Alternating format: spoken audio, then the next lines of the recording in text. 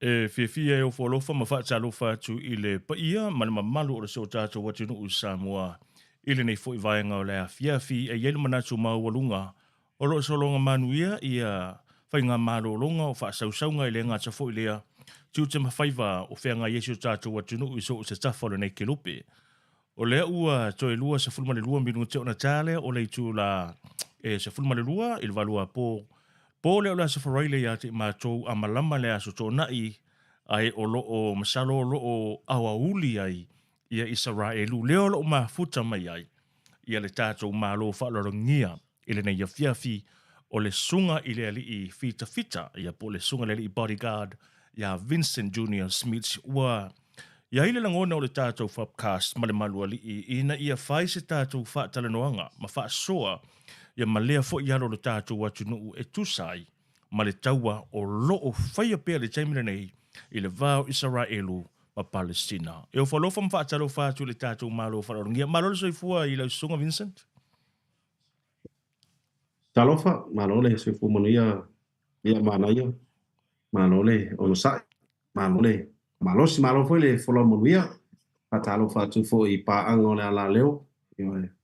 Awalo fatu mai nei Jerusalema ia pono fuanga fo ta ole aipa ia malole tawata malole soi fo mau ala sunga malo fo ile soi fua a laule lei marelangi e matafi lau sunga Vincent ia wa mai ia nga luenga wa mai ia a inga ile na fo itu o kelope of time of facility ia o time nei o lo manuia me uma o le ua sufaraile ma to hotel titi lava le se fulu lua o le sufaraile le wauli le fala wa sauni atu nei le aipa ia faatali sa pati wa sa pati nei ala Jerusalem ia o la fa sauni fo i utai faatali ngor sa pati le amata pe angoto le la o temi nei o na wa ule nei ai o le ainga man fa na o lo fa penana o mai America e tu sai ona tu da inga la vai ona le singa ia mani baanga fo o iaile le matu no fanga nei ia o lo fa penala ia ona bala mo le taimi nei ia ona tu te lava mga luenga me se foi tu finga o fa penanto fia ele tua ile awa unanga o lo fa nei ma lo fa tai mo le taimi fa no ina o le mesili o le nao lo o saunga le mula sunga ia le ngata fo ilea o so fa le tua ia ma le no fualo tai le tua i lana puipuinga malana leo nga ia te oe lauso, ta uso atu lausunga vaiane i au pa ia, tau ave, ia i tono a inga i le ngata i leo la fioanga. Ai whaafitai mo le taimi, tele lava lau pisi ono ngā luenga, ia ai ua maua lava le nei lau. Se i whai se tātou tala. Ia, oa mai ia, le tātou aipa ia ina Jerusalem ma le nevai taimi, Vincent? After mod whaafisiro le taimi nei ia o le ua tau a matona tau waititi atu le malu ulu. E fai singa malulu i Jerusalem o ngole o season ngia ma ko le winter Jerusalem fai singa mawalunga no fuanga lo iai e mai isi vaenga e tau lata mai le mawalunga o Nazareta ia Jerusalem ia o Bethlehem fo ia o lo malulu ele malulu telefo ia pe malulu ne matou o lo manuia me uma o lo le fo ia tulanga fatino nga luenga tele lava fo i lui tau lo whenga iai, ono le tau lo fa pena, ono whenga iai si o matu atunu. Alo pule lo fa lava le tu o lo malu puipuia, lo mau fo le malosi. E whaktai e fo i ale tapua inga Samoa, se o atunu pele la o tau te talo fai pēr. O tai tonu fo i ai al tau fita. Le tasina tu langa o lo manuia e lava ma malu puipuia, e fo le awa unanga i nei. Ono le tapua inga ma le te talo leo si o tatu atunu. Whaftai Vincent Mesile o lo manuia ia le aipa ia le ngata ilea. O lo wang mauai i le nā tunuu. Whaisi le saunga le mu i le nei taimi. O no wewe singa ia ma le taua i le vā lava leo Isaraelu ma Palestina. Ai se i whaise tala. Walangai o le toa telo le tātou atunuu e le toi tau wha i loa ia lau tangata. Peitai. Mō nisi fo i ele o sila fia lau sunga. Ia se i whaise tala. Pe fia ona e o atu Jerusalem ma vea o se fita fo ilele po se bodyguard em fai ona tala mai le vaenga lea e ona tanga ila ia le tala o le tau lo o fevesia ia Isaraelu Palestina le taimi Vincent e faftamo fafsili ia o lo ingoa atual na o Vincent Junior Schmidt i o matua o lo tamao nga ono Jack Schmidt i o nga isa mai sa foto i o le sipito na i o lo peitangata i o si o tinao amitua na ititi Schmidt ia o ngai sa mai sala i doi sa vai, ia o mātou mai le motu. Wau sa whanau i sili sa vai. Ta mai tolu tani fore vau. Ia o leo langa atoa ia tuputupuana i vai moso. Ta mo le mau. Ia o leo langa o ngā ia sa penana awa ia tu la aunga tūlanga lua i vai moso maea ia whaasolo tuaila ia le i la aunga St. Joseph's College. Ia tamatua ia vai moso tu tamatua ia malisi. Ia maea o aunga ia whaasolo tu lea vele o ma ali i leo i tatou malo. Se fulu tausanga au na le tanga luenga o leo i Samoa. Ia ona maua la ia leo whamonianga i ngā lua i tutono malo au whaatasi. Whailasin tō tele fo mātou Samoa whamonianga ia. Peo tūlanga le na maua i lava lo o wanoa ia mo usau i lava whaasolo mele i isia tunu o ke lope. Ia maanga le leia le tua wa whaasolo me lava la o unanga. Ma se ia o mai lava le nuu lava sa o whaana unawa i ama o mana o te o mai ai o Isaraelu. Ia nea lawa o unofua i nei ma ngalue ai. Ia mwhaawau e lava la unanga i tutonu lava le o malo o whaatasi. Lea lawa whaawau i pēlau tautua le tūlanga fo i lea o le tausia o le file mu. Ia ai maise lavo le saunga le mu o tangata tau o loa o le lalo langi i lalo le whaamalu ale UN. Amu ia foi oi, ia o le nawa e au mau tono le aipa ia wa e o iso o se vaenga, e se o le si tūlanga le mana ia. Ai ta tele i o atu lava le tūlanga o le taua. O ata ia e te tuina mai lungo o le Facebook. Ia, o to telo tātou le kusia foi inga le stasio ka le sia lanu sama foi lea. Peina o le paulava na o le kusi foi inga le sa taola mai ta ita i o ka vai iaka. Ia o ata sa tusi. Peta, o le ua e tu sa o mai lunga o penga ta wha i langi i ata. O le la au lea sa whai ai lea vāvenga. O le no fuanga lea sa whai ai lea vāvenga. O i lea sa tatalo a Iesu. E ma whai o nei wha so mai lea nganga. You know, o lo i tua ia te oe fo inga le ina ia au mai ataia. Sila i ei Samoa i vaenga manofuanga sa whiawhio i eilu tātou i whaola Vincent. E whaftaia li amol whafsiri, pero tūlanga fo nasa i elo i etai tonunga o lai titi. Tari tonu whato tele tātou Samoa whatutuanga sa i ei sa whapea tātou ni no whanga umolo i le langi. E tau tu fesili fo ia, tātou whalongo i kupito o Moapi o Isaraelu. Nasareta, whapeita tau ies o lunga le langi. Ai, o lo o mai ei ne, o te tonu fo se whamonianga le tue lo wolanga o auna, le tue ia teau.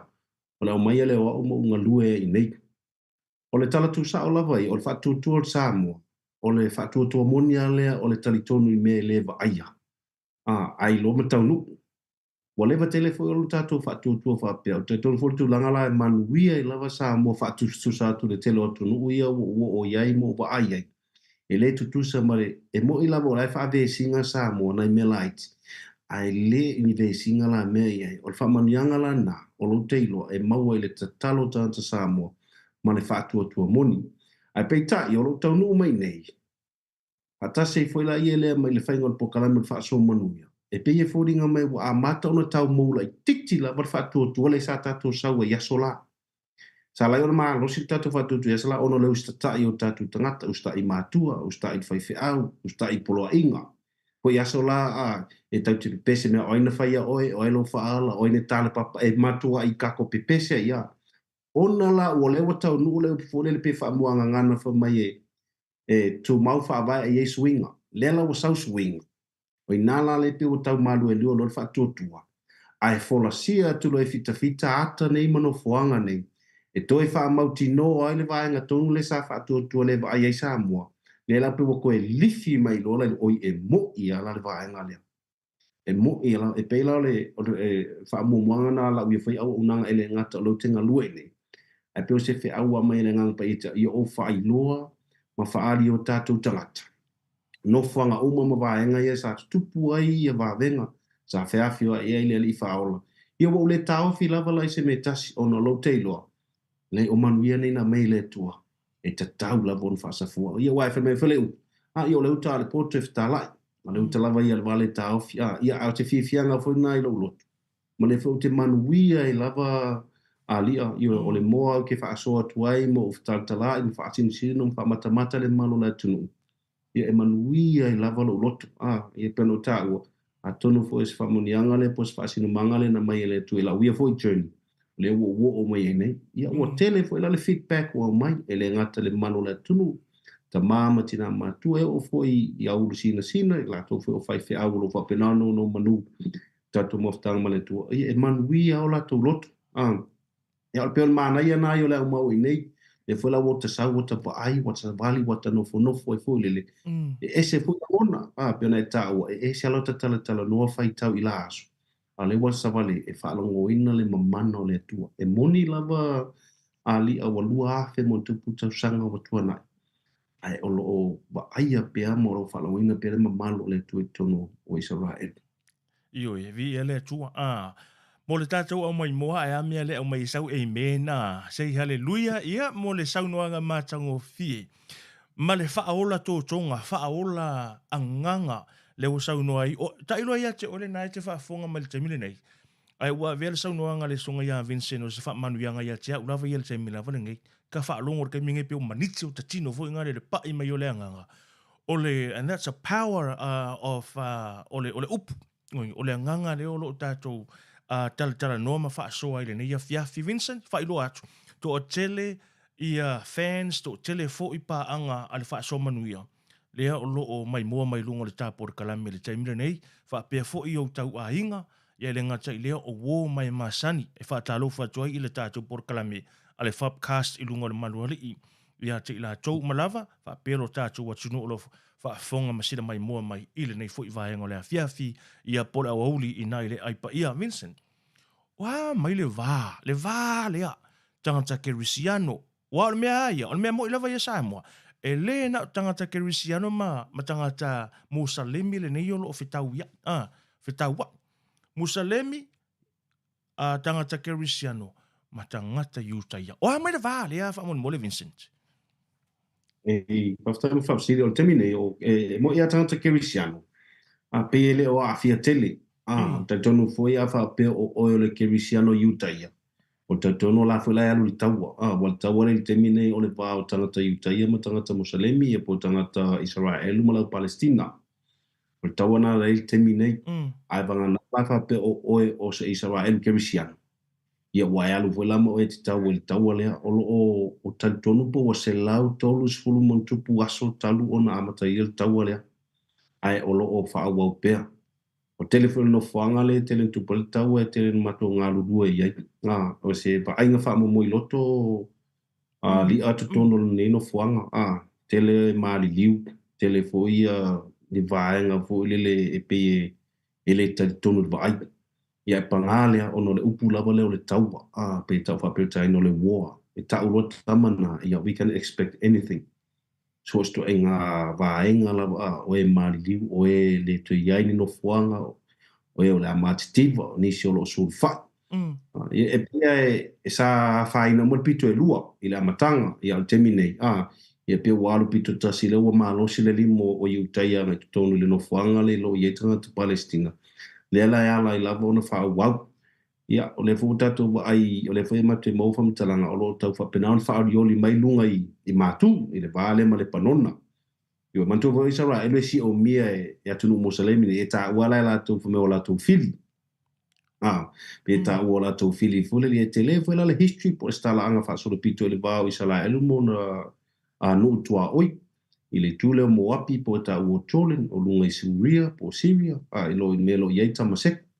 O i le panona o i paenga ngā Beirut ia malalo i Ekupito ia malpaenga leo kasalo fa penao na ono desi el temine e toi fo ia i tu el tala fa so pito el amatanga ia le mena mafuai ia ola wia tilo ia o tanta kirisiano ma tanta le no foi nei e tutu salele ia le mele desi a Isaraelu ma Palestina ma mele tele nka ko desi Samoa o fanua masuafa E me whauna whaala o i tele mai le vahenga le whaamon mo le Vincent. Ia wai mātau e o lea foi, o le tū lei lava tangata Palestina ma kam whai a male la ko history o la tau e ngā whanua ngei. Ai peisi lau i utai e li tala a le tuan whai apole amo ngā whaasino i ele whanua, the promised land, le fui ngā whai a mosi. Kusala e tō whala tō ia ma la tō whaaso pitu, e mā fuai i lau ele nei. Ai ti tilo foi o tama nei e pe step brothers, ia wala Moseleme mafua mai a Isamaeli o tama foi lele altene te fale si tulole ia pulamo ia o Isaac le sa wole le afo ia le tu ainga le Israel au so ape atu e se si tu ia fengeta o le si vai tulanga titilo i fa alta puainga ona o tama o le no fo fenga nga tuai ia tama fo ni fo mata e to e tawanga tawi e tawi masui ala titilo fo le si tu ana fa pewa o la tu taria Yesu a vea mo la tu whaala. Ia atonu o maos wha maangalo pa se loto mo la lo le situ a peita iane.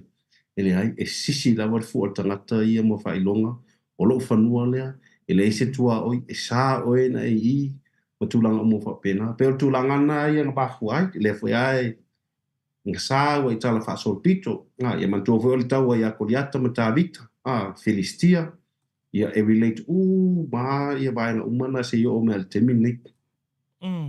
Fa mole Vincent, mole no fosile fia lu tato watu nuu. E ma fai ona e fa matala mai ia o gasa ia le ngole ele leo lo o leo lo vevesi e nei. E ma fai ona e fa matala mai, o se ele le na a Isaraelu, o se ele a Palestina. E fai fa somal vai ngale mo so oea ia sila fia. Ia, e kele raba i ngau kau koe kilo anga i koe tāwhianga, fu ia mantua Isaraelu tele tāwhianga, tele whinga wha abatia, tele nga sawa aina. E o fole te mina o mai e nei. E mai whai olo i aini si tangata sa e pēr kako tu o e tuol kelese e soto whaile e ten whole tāwhianga i naua mai e moseren u mai ai pito. Mantua e na whakawau mai e Yosua, whaasolo mai e Riko. E kam whaile e o mai se e o mai lawa i kanana fu e o mai la o le e tangata. Ai peita i ane la o tuspa ia. E leo specific maltus pa i tu nga tangata i le no fuia wa power mena sa way for me there are different tribes e tu ainga e mantu o lalo la i kasa fu le sa fasio te se tasio tu manu Isaraelu tono tu pa i tamo Samasoni Samasoni na fasio te tono kasa se tu lo mali wai ia ai le tanu ina la lo tinu ono le nga mai fa foi tan fatasi molon ta mau mano le tan le mau se a mai le se ita vitan koriata ai pe o i ila tilo i foi le e sa pule mo Israel sai la lo baba ingo Israel ai pe tai la ia lo tau sanga tai topo ta si va ngalo ia tia sa fa ia le pal to ko so isa no fa fatase ia Palestina me Israel pe o isi no wai o nei Israel e ia no fuanga e no fo fatase ia Ismail mais e la lungo Nasareta e mix ai lato e o fole nei Jerusalem e no fo fatasi a fo lele au ai la no fo e se la yutai e se tangata Palestina e no o ese la ia e Isaraelu ina o palota Palestina e le to e fila lo na Israel o ese me Israel mai kas ai tu lo le tangata Palestina ina o palola la to fenga pa Fili lo la ye la tu sila tu whainga malo, o le ngola na la tu whainga malo, le ta o le Hamas. E kusa le ngonga i o la ku whainga malo, a le ngon no fuang, kasa, au tangata anu o Palestina. Io, kusa o le se senga la nga, au inei foi la, e ei vanga veta o le West Bank. Le ka o le ese fue, ese fue la no fuanga nga, le fue no ta o le si whataitainga. A whapea o ana a toa i a tulou le whawhonga le tumalo. A whapea o ano tangata Palestina ngai ai. I whangaloa o isi tangata Palestina le iai. E tase le tuanga tangata. Ese whanga elele. Ese whainga malo. E pūlea i a vaenga ia. A le tono o poro Isaraelu a, kuso Isaraelu a o poro. Kangakango Palestina le lalo i whangaloa, kangakango Palestina le aanga, e tasi e tuanga tangata. Ese whainga malo a loroi whangaloa, ese whainga malo i lungai. Ia ana se whamtalanga pore whaingo fie fu lili. O lea lai vesi i sala e lumar whainga malo lei o i a ana. Ai lo mingo i alis whainga malo lei lalo i whangaloa fu lili. Ea ia mai i vesinga le i kusala. Wana o nai tangata Palestina i le i vesi ngi mai sala e. Ai lo tangata uma.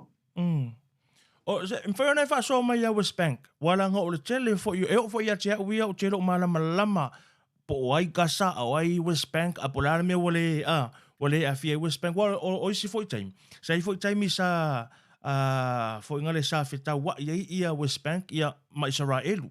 E me whai o nei wha so mai lau malama e se whai ngā malo West Bank, e se whai ngā malo Gaza le tau Hamas. O le ame wale a fia ia West Bank ile taua lea. E to tono Gaza West Bank e whai o nei wha so mai ma wha malama le vaenga lea. Lea, mantua whai lau whai aku kuso o whangaloa o i whonki o West Bank nga. O ia anga o Gaza nga. O ka ngaka ingo ngofo i o kaka Palestina. Ai ese la tau whai ngā malo e au nanga iai. Ia. O whai ngā malo ia a ana o Hamas. O whai ngā malo ia Hamas o lau Palestine Authority. O lela e kau isa la e luma a anga. O ka ngaka Palestina kusa. Ai ese whai ngā malo. E le oa ia mai la i le West Bank. O ngā o re tau anga i o le vaenga le Hamas. O le vaenga pula le Hamas. Mantua whai oi. E le o atunu umo laulang. La tau te recognizing o se terrorist group po tangata whaatupu whalavelave. O na o Amerika, Britania, o whea New Zealand, Australia, o tangata i lato te ta ua le whainga malo le o tangata whaatupu whalavelave. A o isi atu, o whai mai, le ia lato. Le ia lato. A whapela e... E mwhai ona o whamole lava, Vincent. Mangu lava o tai irwai niu lea. E mwhai ona e wha malama mai ia mafuanga ma le tali tonunga o isi atu nuu lea ele o se atu nuu o tangata whaalavelave ia Hamas, ia po o Gaza. E fuafu pele mo o se whainga whaatupu whafose. Wai pea o Amerika le tele lava no so whai tangata whaatupu whaalavelave. O tamwhale o Amerika po whea tonu wale mafuanga lea o mai ei.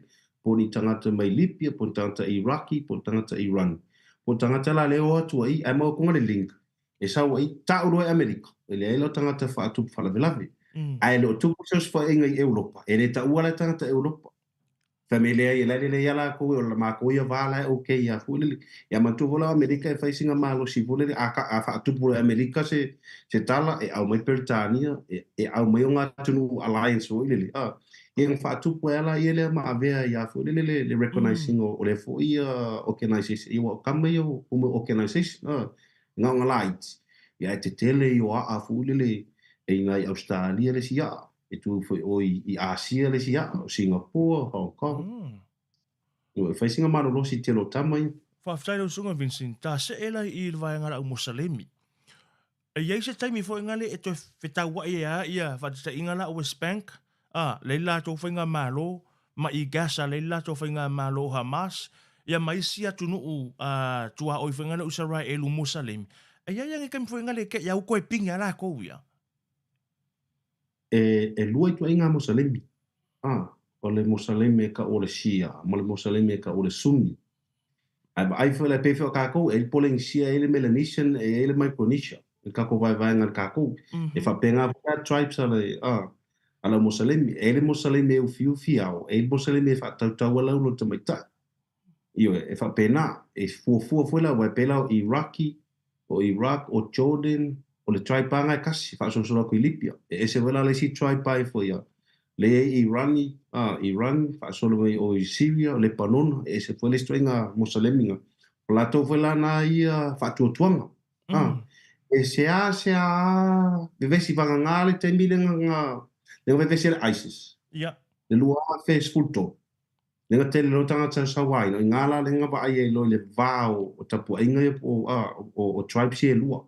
Le vala wale o tangata Sunni ma tangata Shia, au te minei ele o lo to iai lava se vese se inga le vale o lato i to lua.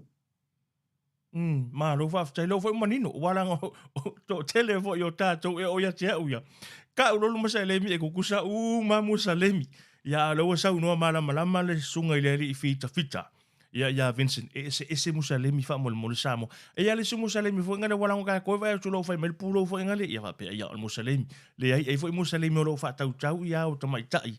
I le ava ma le wha lo alo. Tā ngā i lo le tau wha mole lava Vincent. Le sa o lava, le ue tā ua le tūlanga i whanua. Le ue tā ua le tūlanga i whanua ma o le mafuanga fo le nā. O le tau ai o le vāu Isaraelu ia ma Palestina. Le aso wa isi le fia wha le fita. O lea te ngalua i tonu o le United Nations.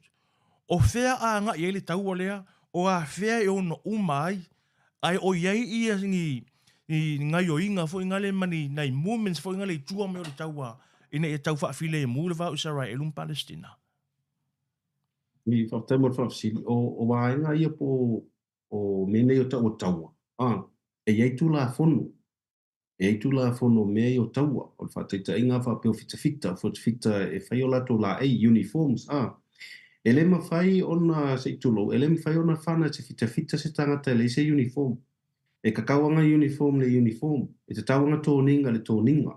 O tu la fongo ngā taua. E le mawhai ona e whanaina pe whaamotia sesi e te vai atuele ofu mai se ofu. Ai pangare o inei taua fōi o sau. E telo tangata i whaau pengaina. O tangata e le aingi o la tūtōninga. Pela o whaawhainga tānga. Le walai ona tele ngā mali riwa telo tangata savili. Onga o lewa whilo ngia mai ai tonu ma tangata ia fita fōi le lafi.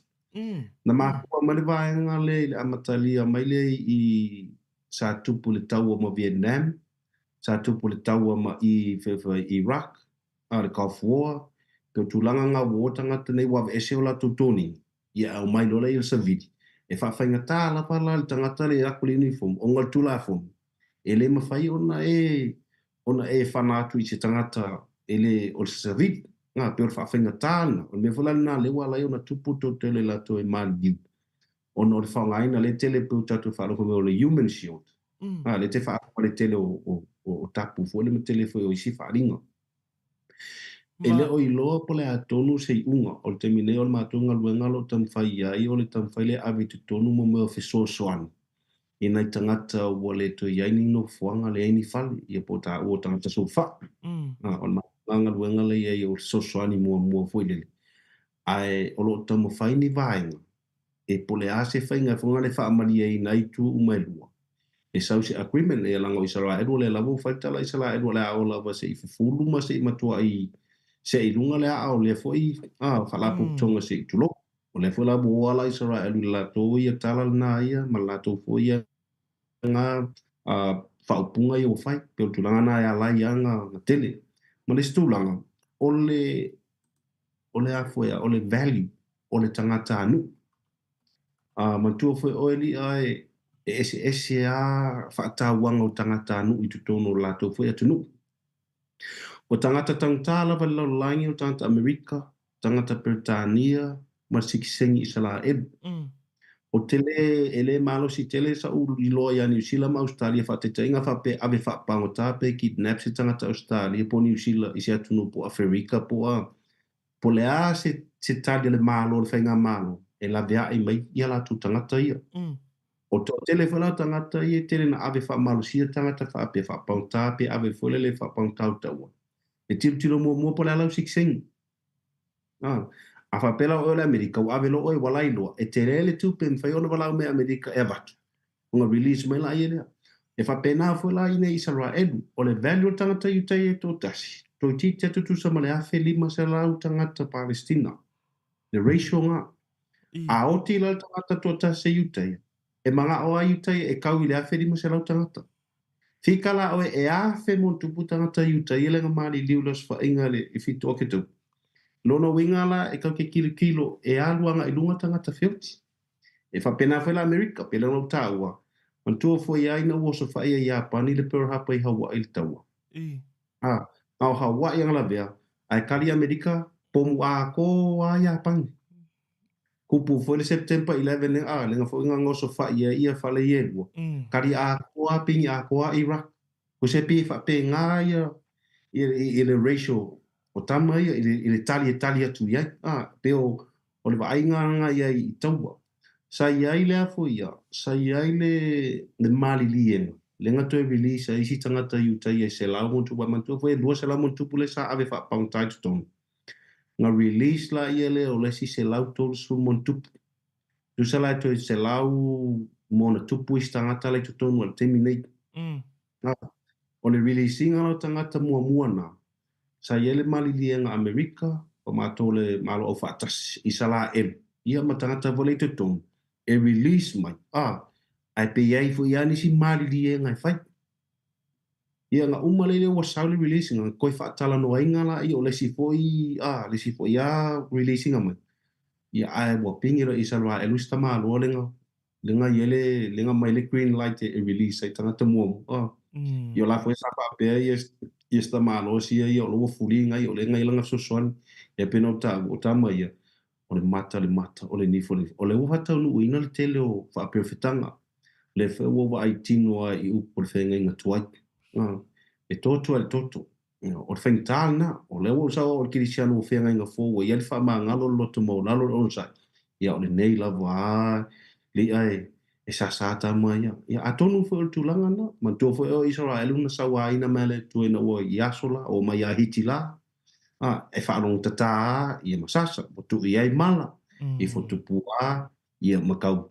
Ia ai alo whale tu elona nu, tai tonu whao nei vaenga e tu lai me temine li tau. Si la fia le tua, si la fia le tua, ia nei mea atonu whao le o le pokala me le tua. Ia o nātu langa leo i elo mala malam. Ai ona o leo o vai e. Tele fo ia e ke kirikila kua fo ilele ia i mea e le kakaunga kukupu. O tutup e ke ia lo so mo la si o ma ka la si o e al sa dunga ke ba ko so la si o fa lava i va pa e lo ko isala e ka pa singa e lo me pa singa ka isala ia nga ole tu en finga me fa ia aro nga ke ba ko sa o ruli fo le ki mu nga o kas ai le ki mu a ko i si me ka ke ngo fo a pa pe o so e le ai e pa wa la ngol fenga nga le tu mo nga nu e tu watch e le mawhai e sese o whaamsino le tūranga wana wa e sese wa e se musumu wa o whaali e le ngal ia ngisi Revelation ia whakoa mawara ia le se o te talamoni le tūlang. Te rora songa le fita Vincent o le ia te au lawa ia ma o te talatonu fo'i o le langona le o le tō te lo tangata. Pe ia tau lo Isaraelu o le nuu filifili o le atua. Pe ia ngata i tono tuspa ia. Pe ia ngata i tono tuspa ia. Wa sea fo ngale tātou manatua e o mai ia te minangei o la lava e avea Isaraelu manu filifili o le atua. Ai isa mana yo lau fa so mai tūlanga yo me olo e va ia se tūlou.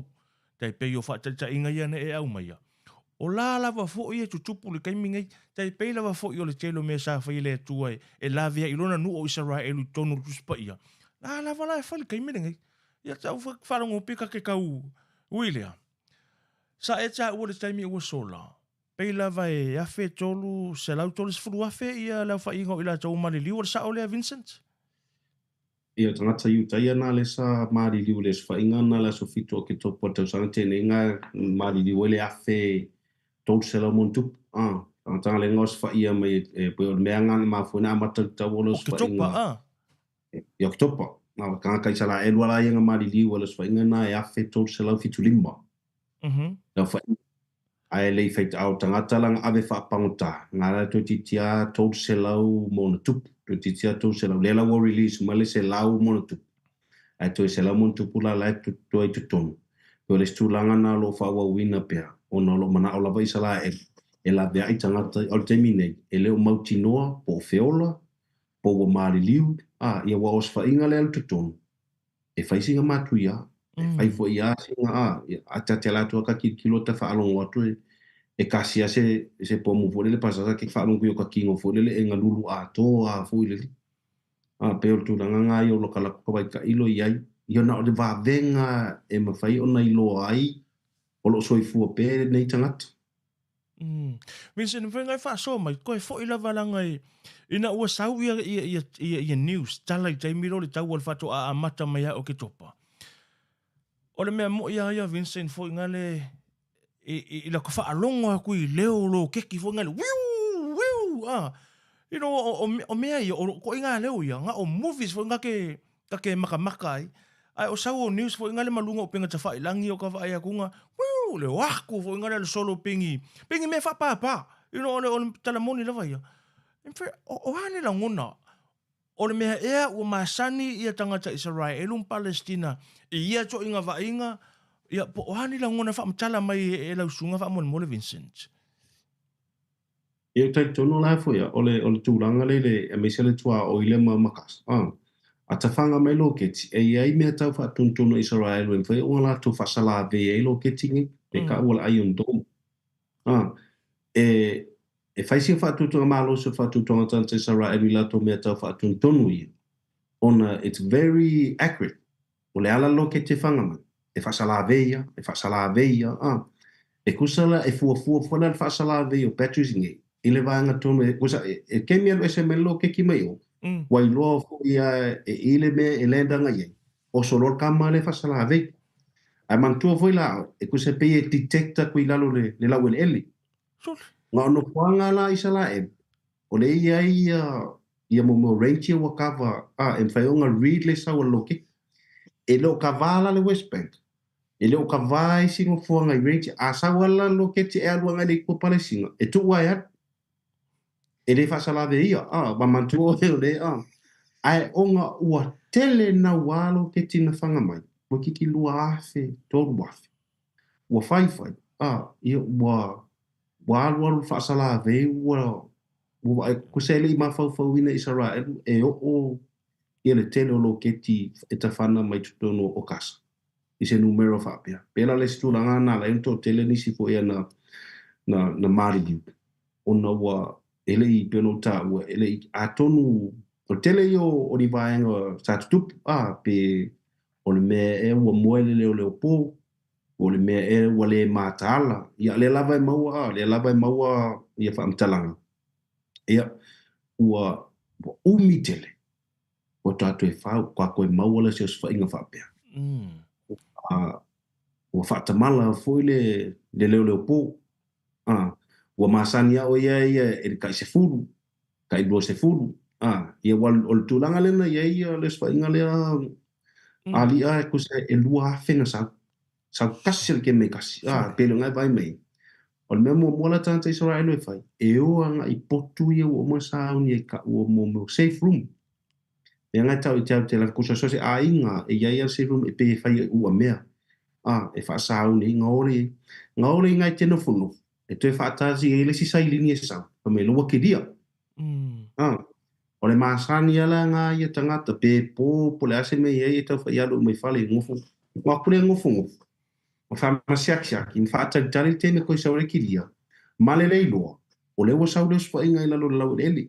O se o mai whaakasi ia. E maua mai ala o swa inga. O le no fun whaatari tangata i tono whale nei. E le teime ki dia mai, e o fwoi lai fita sa kiuki. E le ai ma se singa i se mawhau e tūra i se tūra whapea. E kele ala tangata mali liwa iutai.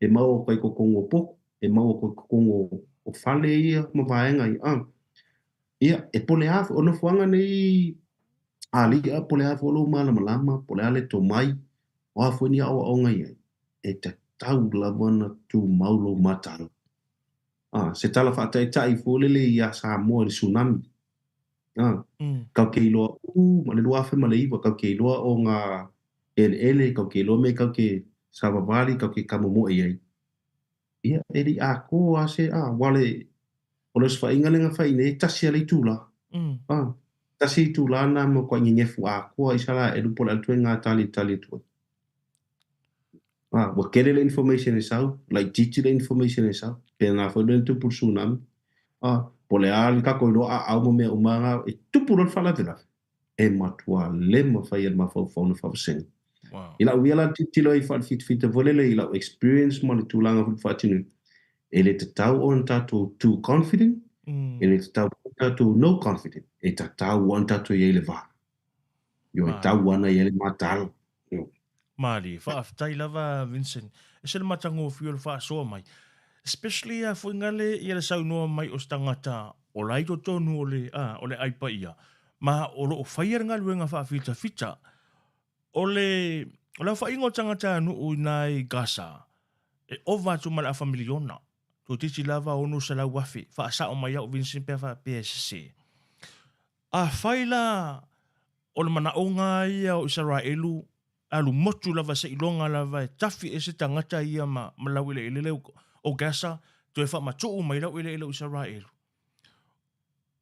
O le mea ea manana o Isaraelu wha uma le lata i leono se lau wafele pe fia lava lau wha ingo tangata Gaza po iai se fuafuanga a malo tu whatasi a Palestina. Mo se vaenga po se no fuanga avi e tangata i. Mwhere wha soa mai o iai ni plans wha pena. Mua la vole whasaoinga o tangata anu o waiwhai o kasa. E koe titi ala tali 3 miliona. Koe kiki ala tali 3 miliona. O le te leo kasa e koe kiki o le lono la umi to titi a whase furu kilomita lono la umi. A longa lau tele ia penga o se furu lima. Wa o lalo la whasi usi inga i lalo i saute e le kua oima i kupito. O lo iele le nofuanga lea. A tone i se whaaso i lumo i engi whawhanua o fule le whaamamala mai fule le matitilo ana iai. E peo tūlanga nā nei o le tang whai lava e avoid le tangata savili. Ai peno tā ua mua o so whainga i tutu e sauanga i tangata of savili. Peo whaawhainga tāanga o lena iai e pe fōringa maila te bide. It's all about the body language. O le atu ngā tua te tua. Wa tasi alo ai tangata whaatupa be malanga tū lai tua o kai loa i ele me lai fōfō. Tūlanga nā nei iai ia a watu ala le oda wai e pero ta e faia singa lo loto to e faia singa mai o winga fu ne fu tenga taua fa pe e pe e abe mo mole warning fa pe le la po multo fa o nga batu de video del telefone to fa o smo to e to sul minute le fa pe o kola ngo fu no pifa na wakula ye le telefone pe video se se ko ai ko akule kula ko ke ka penga se umaya o malole kulanga po mulo to fali a fa pela e telefia alu ai fia o te se tulo e po mu fatasi o to mal to fali vai pa pena fengo taua i le bare e mo avele won ia fatu a fala ko le se me tau fa tontonu se fu ia tu manga o taua leo o le foi foto lua e won mua fatu a lua ko le so fa inga foi ngale ya le usta ila le woni no vinga le o le a lua tu lava fa inga ma vasto ia ma o ia ma le toa inga mana ia mo sila fia so tatu watu no Vincent o le tūlanga foi le peo no ta ua o iai ia se fuanga tai peila o i West Bank o i le panona maisi atunu o tūla lata le ta o filio Isaraelu o iai ni la tau pule nga la tau te au whaatasi makasa whaasanga taulo i Isaraelu. O le taimi nei, e pe o le titilonga le titilo le to telo la tunu o le lalolangi.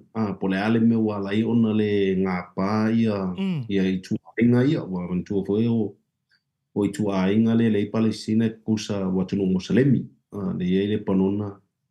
O le whaingata, ona wa learn umatunu une i taua mua wa i taua te siwa ona fitu le ta o 6 Day War. Ngō so whaatasi mea ai kupito sau mai lalo i saute.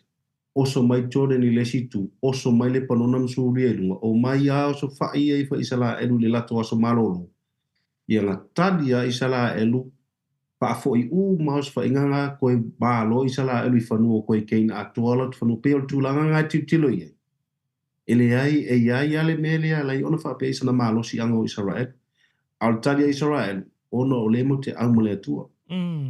Le ala foli na le ala i ona matu peo tūlanga na la tiu tilo mai atu nuu le teimi nei peo la fefe mai ia male stūlanga e whai singa mawalunga o le mala malama o tama ia e mo i o le no fuingi ai monitor mai tama ia nu tua oi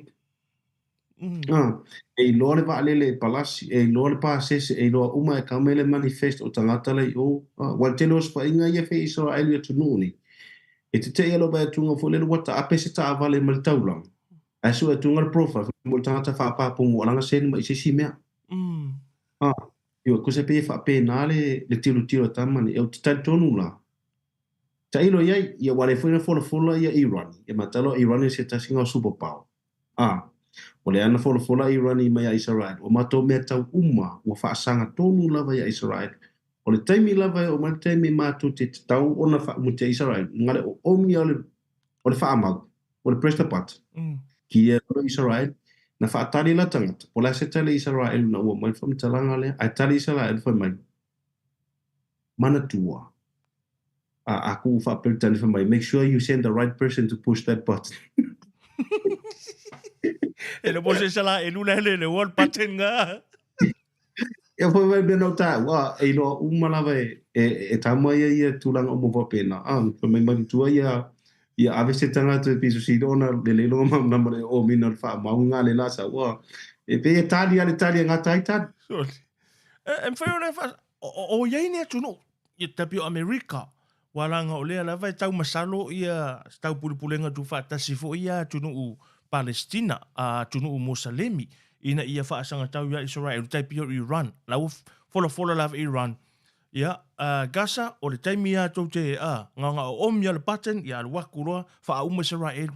O ai nea tunu u, fo inga leo tau au ia Isaraelu, kai miringei, ina ia ngā mai o e ngā pā tu fo tātou, Vincent.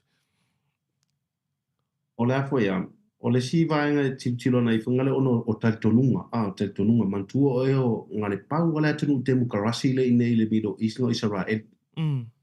Ka ulon wha temu karasi e whai o lato pālota. Every 5 years e whai o lato election. E pei whai la o le agenda ngā le tam whai tu lei me le Western. Inga ia wha kemu karasi umatunu nei.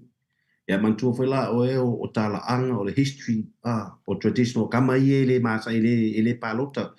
E ka wanga rule tangata te totasi, le ngai Katafi, le ngai Saddam, le iai Mubarak i kupito fo i Suria ka maru Assad. That's their traditional, that's their way, that's their upbringing. E le mawhai o ngā wai, e saulot kem kalasi, follow mai kua kirisiango. Awa kungungi o tungu Mosalemi, e ese tapua inga. So the more I introduce e ka kua kem kalasi tunu Afrika lea, e follow koi kua mawha kirisiano, ka kukat kungunga. O lela e sau kirisiano ngaka nge Isaraelu. E moi alo i kirisiano i tunu Mosalemi le, alo tu ola itia pe o le panona. E tu ola itia o tangata anu alato. Ese o lato lowo kirisiano lato whaatuatuanga. A whapeo e wo release lo le wrestler tu e tangata whaapangataren awa tangata Isaraelu le tono kasau temine. Te tono mawas file mula tamai. Ia ai ele songa releasinga fo ila e te tau fo nga yeise mea o la fo e popole la ko. Nge ke wo release mai. E wakuro markiria. La fo e whapea e kua inga sau kiria o ngore ka fio la tu tangata. E whaisinga ma ale ole mata upu. O lo tau whai negotiate po le tonu se fe au. O la uia te talu. Li a whaafonga mai fo ia nisi o tatu atunu le alane. Ka fia wa aia tu lava ai vale langi ai fio mai se whaalinga fuilile. Se i tau e nei tangata i nā fe o tau tu vai ma tau vivi every knee shall bow and tongue confess. Se i o tau i lo ai le moni man wha mauni o le mesia lava le mātou te tā ua o le tamaru file mu. O le Prince of Peace. O la uia nā mo ngā whaiva vale. Wai pe o tangata nei e lua lava vaenga e leo nei. Le tai ale peru fo le se i o e tau. Pe whaali e fo le te mea miti ai pe tupu mani whala lava i ainga. O la uia nā mo ngā whaiva vale. Ta fia aia tu lava pe emo se whaititili vai lua le lau ele ai va aia ni whaalinga fo le ilo malu si anga lo tātou tua. Ia temi nei, o lo o tamu whai pēr. O le ālawa po ia ise sia, o si ise, ia wai, at the end of the day, mo ia na o lātou lawa e malama. I lātou whawhitau, wangālea, ona e whea ngai lawa ma taua. And that's how, e whai inga sāwisi la ko fo ia whawhitau, o whea ngai wa through violence. Me whaitanga i e tūranga temi nei. Whaftai Vincent. Fo i mai rora ia o le tā Faatalanoaga ia mātou ia i nei ni sila au se tā lia. Ia o isi atu nuu fo ingale e se mai ia Isaraelu. Lea o lo o whaia mātou solo te fo ingale mātou te tū mā losi ai. Ia e le whapea fo ingale tū ia Isaraelu pe tū ia Gaza. Ia pola Musalemi. Ai o lea o lo o wha solo ia le telo solo te fo ingale mātou te atu ai. I le whainga o taua. I le vā lava leo male mali liu wai, to tele tangata o mai mau le soifua. E saua ia fina ngalo wha le fita mai le UN, Vincent. Le asa o ngā, o le asa sau. O iai ea ia se maru si anga, fo ingale o mātou whaala, le mātou te whaala, fo ingale le telo o solo te, ia ma whaali atu, ia fina ngalo tusia, le fo inga whaia kula, laka ia kusil vēsu le nkea, fo ingale, e lango aile mau ina ia tau fia ia le whitaua ia yo o atunu ne lua. O le asa o ngā, o nei mea mātou te whaia, e supporta kuai fo ingale, not support, ia faale o tuelu mātou tūlanga te i le taua le wha mole Vincent. Ia, mana ia, tūlanga fo le o solo te ma tūlanga pera, ia wa o winga ngau tangata tim kalasi, watu tim kalasi. O fōringa ia o awala i te whaali tual tato whainga malo se whe awalo mana o le atunu e mamoli mai. O na ora i le solo te, a e te tau fōn tato malama tonu. I le aunga le alai o na alu le solo te, wa mo i alau tala, o le tele atunu le solo te, o le alu lava i tā inga.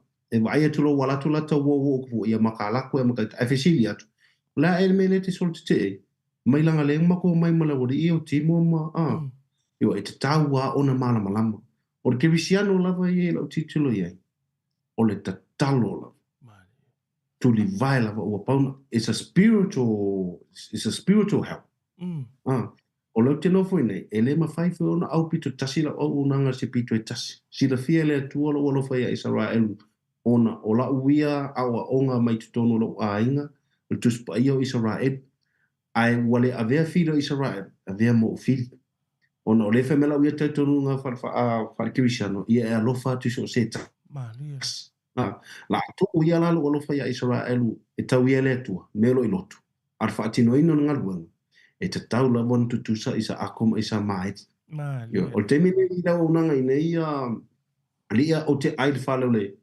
o falo isa mai o te iPhone falo isa ako pe o tunanga o te ele ngata le na au te mana o va ai tonu mai o tanta kirisiano o winga i o tanta kirisiano wa ata te wor fatus paia Christian is a Christ alike o le sui va ai o tatu kiriso wa e telefonu mato fa aso batama ia e pe o mai e tau fa mai ia ka ko amaka mai le history ka ko mai le story ka ko mai location ai si ka ko kan mo muni ya Yesu ai pe o Jesus le tele ngoma ko fe va ia ia fatu lo ta e fenga ta onga ese ya Yesu because I'm here to represent him I'm a Christ alike o le winga nga o Christian o me te talanoa ai o awale fa tino nga luenga it's representative I'm his ambassador a fa bela te ma ese la Yesu lo winga la o ke le I fo la ka ko conversation ia ko mai foi la ia le ia no fai atu ale ia foi lele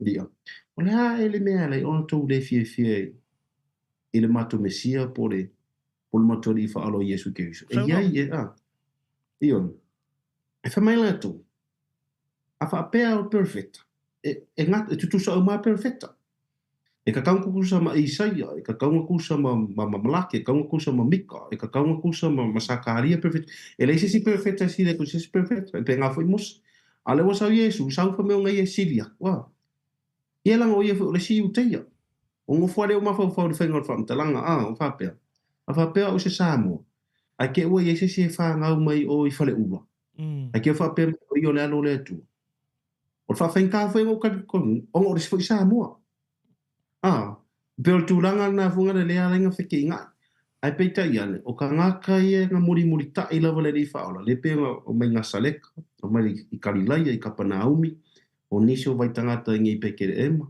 ia mal tu ateli ni Jerusalem le nga muri ta I pe o tangata ia na mawar faalinga mala tu tonu moni le o Yesu lava le alo le tu le o mai o tangata ile tonu vai taimina ia foi na por pale nga pule lo fasa toina le lava il timing ne au le foi la ta o tu spaia au tau no foi ni so fa perfectang ia le wata tilo o wifi mai e to tele ai valaudia ai to la tia ni se fidia ma li lava fa sai lava Vincent e sel manga yo le fa so o le fa so le ngi ko fa ko e anu po a ko ngi yo aka ya o lu wa ko facility ya wa lo fa tu lava yo no wa lu fo ia le nei so e fenga I manga luenga tal tono na tele I manava ia wa e to e fo I nga luenga e le so vesili le fa mo le lava Vincent le wata se e se me male taua wa lava ia le ta no le taua lo manino ia nei te ia nei fo nga le wa isi vesili le tato wa tu mai lungo le ta live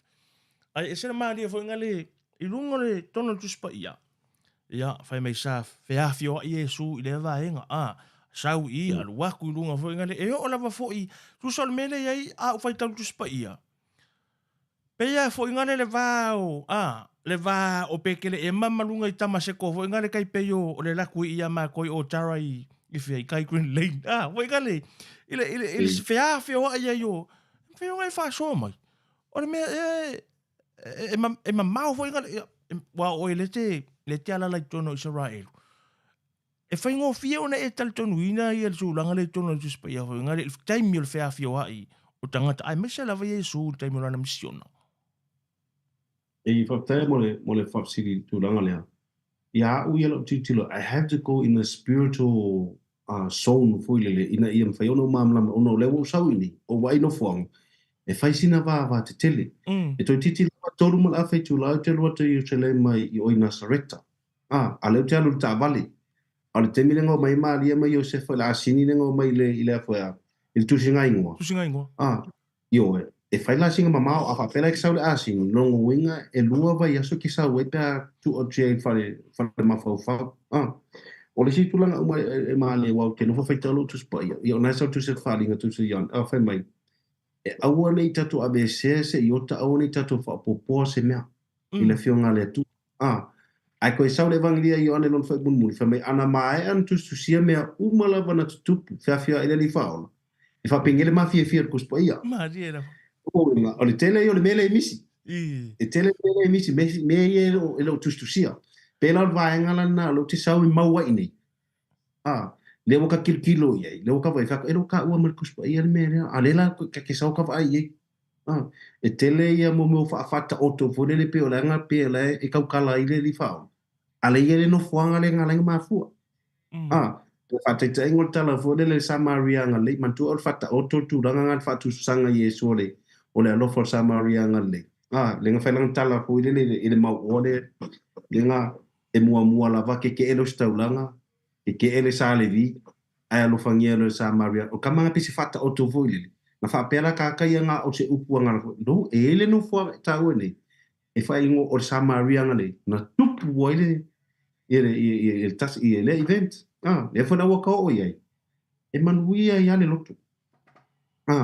E manuia I ale loto fo ile o whapea. E wha maulalo loto. Hampo yourself. Humility. Na titilo le matala tala umoisi vaenga umai pesa ka kaule ka kongo. E fi wala tangata la fe e si mai mau ia tia mo fai mai va fe fere me re fa fer me e pa wala tala. A mo so vano. O ngai susu mele nge Jerusalem. Tau si tano fono foi. E tasi ala tu e titilo me le nga tutula le di faola po ulo ngolo I mata ke kua ke fa longo kwa. This is the right place. This is where the event took place and you can feel the spirit of the Lord. Ia mantu o le ngole o no fuanga o Holy Land. O le aipo ia. E lo Hollywood, e lo sesi fo ia fai ngoi, no fai no ele tu o le fo. Ese malo Vincent. Ese mana yole ta fa sore ne ia fiafi. E ma fai no o fesilia tu lava is a fesili fo ingale personal question. Vincent, o lea te ia ile ai mo I lava o le te ile ai pa ia. Peita iane taua lua se fulu fai tu la fitu a solo vai a solo ngai o lo lo so I fua fo ngale malo wala o lo la matia ile telo tai ai mai se nga luenga fa fita wai tu mai fo ile vai nga o tangata ia te e te vai ile kai mingi o tangata mo lulunga o le UN la matia so I fua la sa ta pena nga tai au ai te le ia nga I nga luenga fo ingale wai fa fita ia ele loa toi fo I mai fale. Alea sa o ta penanga as a Christian. A tono fiso soani fo ia te ma taulingi. E mo ia lelo ia ni taua I nei ni sila Australia mai si vaenga o lalulang. Ai ai lava luna le fiso soani fo ngale ia te ma langa o tato o le taua fale nganga aso uma fa aso ma mo le Vincent. Tai lava mo le fa silile di ele Paulo se taua o awai ai. Sa o ia le taua I Europa le vai vola Eastern European, vai vola Serbia, Croatia, Bosnia, sa ina fele au nanga pe na sa amata mai ai. Pa solo mo fele au nanga so tono le taua I Iraq ma Amerika. Tau sanga e lua fe lua iwa sfusu tasis fulua sa o iai. Le fele o mo le taua lea. Au titilo iai. E tele I o vaenga sa tatau on umal soifua. Titilo se ufa whaingo fie. E peita iane, o loo whaasawina lava o ele tua po lana puinga ia tea, lono winga i ele mafuanga. O taua kula le te fia ngai ma o te mine. O lo iai pele pui ngā le tua ia tia o ona fōringa mai, o lo iai se fe au o lo tambori moli mai ia tia. E peo tu langa lana e maua lunga e lava lalo whatu tua mo lo taitonunga, o lo iai le pui nga. I recently te meno mata no masi o ta maa ai e le mali lua fesudinga. O ian whamtala me te au whamai alu ina alu. Ioi. Au e te popole ia Samoa. Au e te popole ia uomolau ai. Ai nā olo walu lava e whataunu. Le mena e whinga lo le tu e te whataunu ino. Ona, e shua e tapua ia oe. E talo sia, e ta talo tā mua ia te. O lela o confirmina tu i lo uo langa mala ucheni. Le malo si anga o le ta talo a Samoa. Le ta talo vore le Isaraelu fume e te ilo le Isaraelu mo ni susu along whamalama tilo mai. O whea alo le Isaraelu Yerusalema long whaasiongwang. E tutusa man ta talo vore le Samoa te whaarongo i wharsa, whaala puputonga mawhtanga, tatu tau sialo tama whanau o Samoa so se tafa le larolangi.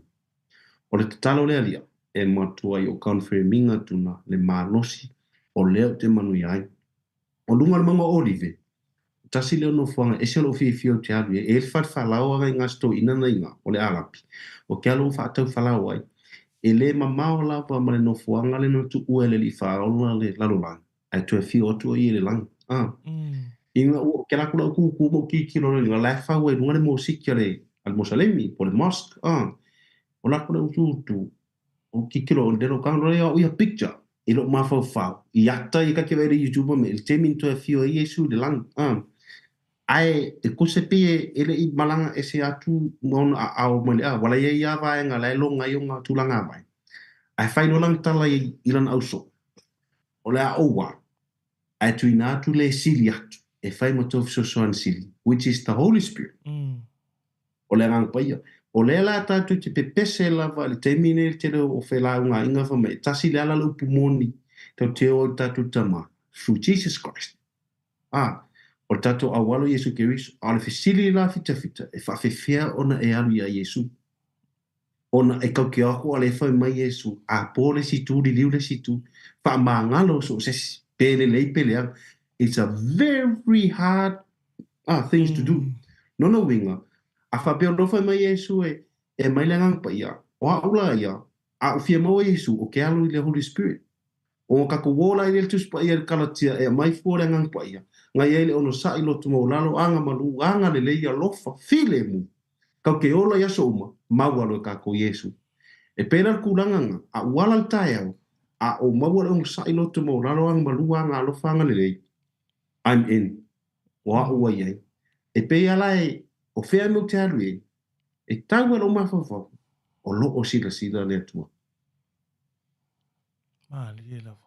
malo fa Vincent fa malusia fu ina mo tatu Samoa ia e mese lava Samoa lo sa ili malo manupia i so se atunu mana ia le amatanga o le aso ia mauti noa ia fua o le anganga ina ia faala ai oe a walau lau savalinga i le aso ma le aso le tau i fa le anganga le ata tau fitai fitau iai ile male lalo langi le nei vai taimi la umal ta Faatalanoaga Vincent e tu ta ua loa i le malu tangata Musalemi e tonu Yerusalema e mwhaiona e elaborates ma whaasoa mai le vahenga lea le mosque lea laua o ia Isaraelu fo ingale attack fo ingale tau matu nu tua o i nei tai peila o kasa le tau o leo ai fa fele ma ele lava le mafuanga o taua au leo lo iai ia le en whaiona fa so mo vaenga le Vincent ia ona fa mai ai la i o ta por kalame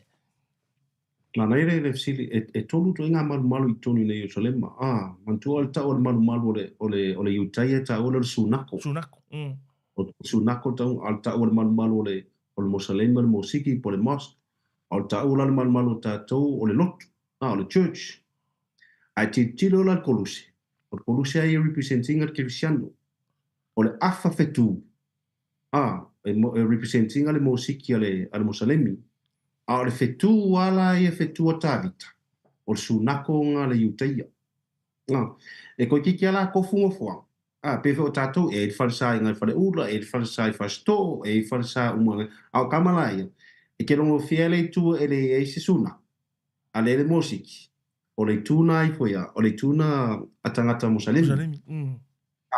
O Yerusalem mala. O le tutu whaatasela le mōsiki ai foi Kala Musalemi.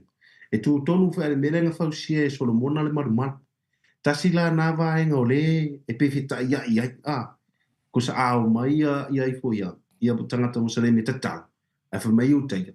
Tole, o le mako maru foi nā. Ai peno tau, o te mea fio mai Yesu i walanga lefa mai Musalemi. O le sipi tu wāria no te fia tala i aria. E mani musunga le uri tia. E umalo Yerusalem. E tau lo le langi. E lata Yerusalem, o le mena nā lai o Mohammed. Ngā alu i Saudi Arabia e alu le langi. E la koe le mwhai ngā. Koe fo i melo le Yerusalem, saulo oso ko Yerusalem. Pe ngā fo i la Yesu. Pe o Amerika, a te whanara koro keti, e o anga i lalo i Florida. E le mawhainga whanga me Joseph Vaenga o ngoi tūna, e vai Lucia. E o anga i Georgia nutua oi. E mawhai o ngau ese malalaing. O whatu reirea. Se mea se whamoni ngā lauta. A mantua rā tamai, e le tai tonu whianga inga fō. O le whianga koe. A si i mea kamare mau. E si i mea le mau le sa i aru kor baptiso ina Yesu, me ngā uman baptiso i are sa wari me Yesu, o na tatala i le tō. Vai te tō ore lang.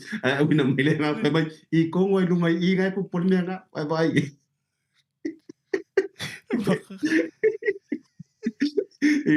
Ia, o rā kore o kikiro waksori. O le ape e pēngo whai akua, le tēno vaenga i e misi.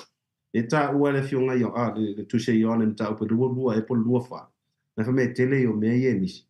Ia, e ke vai o ia wa mata o le Isaraelu o ne o le sapati al Musalemi. Ngala walu Musalemi e long sapati. Le la uma, ua le la kāpun ai whaasauni i utai e whawheroa i sapati. Ua te mea ngoto le la sapati lo. Uma whenua sapati i utai la stona. Ia ai sapati tātou i le aso sa. E whaamamalu ala le tu ainga i ala tō sapati. Io a alu le Musalemi e whaamalu lang sapati ia whewheo ai mātou e Kirisiano ma le utai. O whale tai au. Whaamamalu le utai. Ai wheo ai Kirisiano ma o Musalemi. Ia whale le asa. O waru au lau lotu Kirisiano.